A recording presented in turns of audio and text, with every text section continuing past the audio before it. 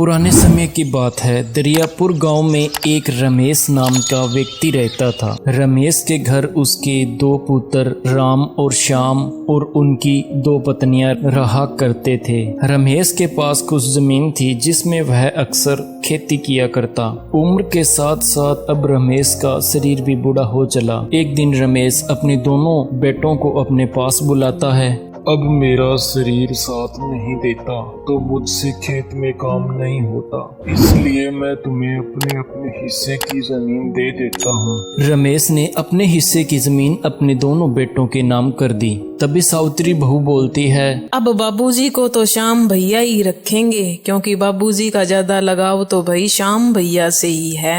नहीं नहीं सावित्री भाभी, पापा को तो राम भाई ही रखेंगे। नहीं, मैं कैसे रख सकता हूँ? मैं तो काम की वजह से शहर चला जाता हूँ और महीने भर लौट कर नहीं आता।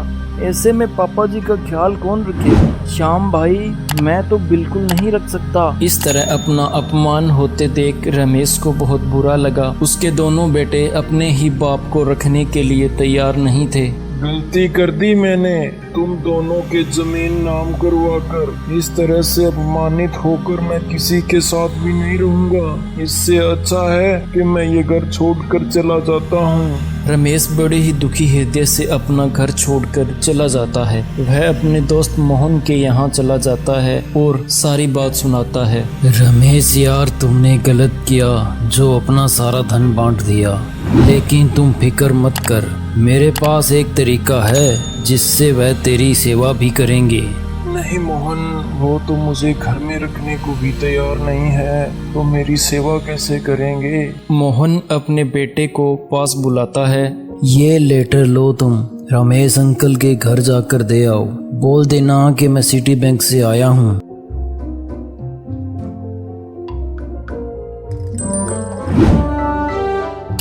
रमेश जी घर पर है क्या? नहीं, वह घर पर नहीं है। क्या काम है? मैं सिटी बैंक से आया हूँ, आप ये लेटर उनको दे देना। लेटर मिलने के बाद दोनों हैरान रह गए। अब तुम घर जा सकते हो, तुम्हारे दोनों बेटे तुम्हारी खूब सेवा करेंगे। अब